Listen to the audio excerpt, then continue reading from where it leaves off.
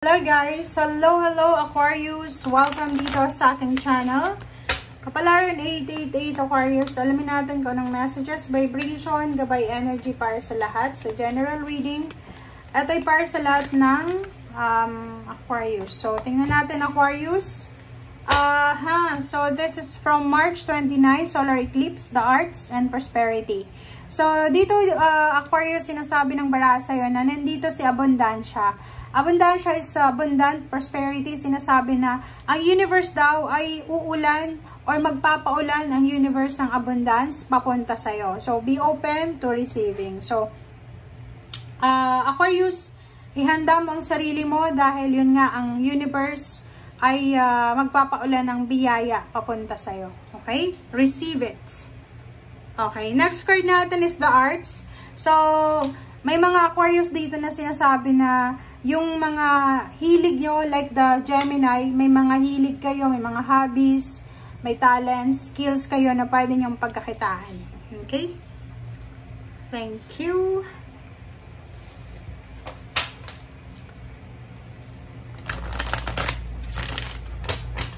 Okay. Aquarius. Okay, so miracle. Wow. Ang galing ng mga baraha mo, Aquarius. Okay, so this is miracle. Sinasabi ng baraha sa'yo na, Aquarius, ang dala daw sa'yo ng solar eclipse ay milagro. So, yun. Sinasabi dyan sa'yo na, the universe is pouring its abundance papunta sa'yo.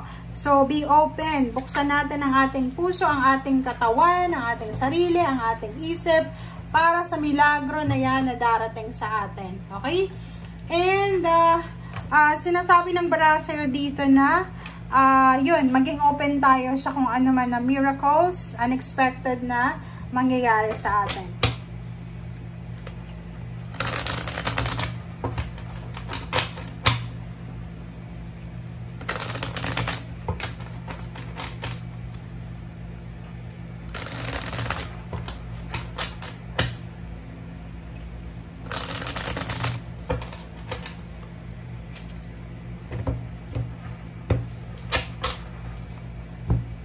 Okay, first card natin is Queen of Wands.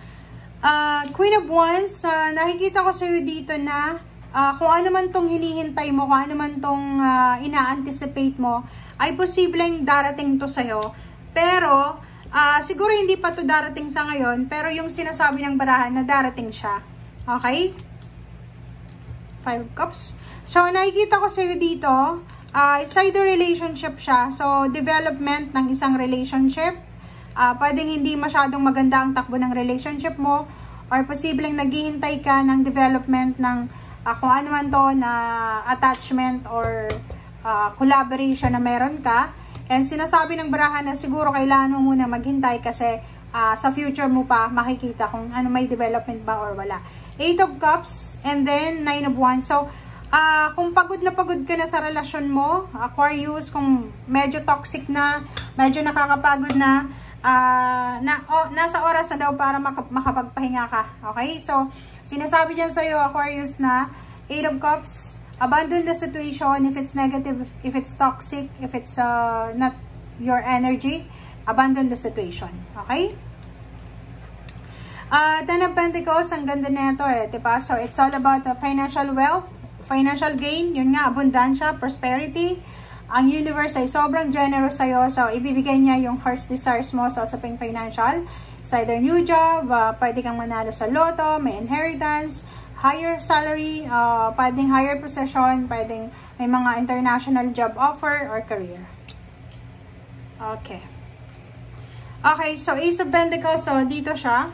So, sinasabi ng baraha sa'yo dito na kung ano man tong sisimulan mo, kung ano man tong magbubukas sa'yo ng financial gateway, ay posibleng magre-result ito sa success. Or parang sinasabi ng baraha, for example ngayon, kung may plano kang magtrabaho sa Europa, Amerika, or sa ibang lugar na malayo sa Pilipinas, mataas yung sweldo, sinasabi ng baraha sa'yo na nasa tamang direction ka, or tama itong nasa isip mo, tama itong plano mo, so kailangan mo lang ng lakas loob, kailangan mo ng matibay na loob, okay? Kailangan mo yun.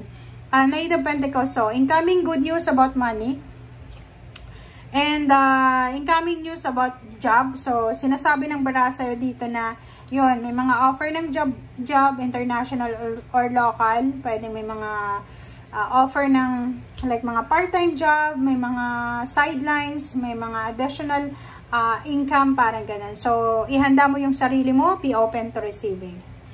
Okay, ang daming good news, ang daming communication, ang daming balita na pwedeng dumating sa'yo.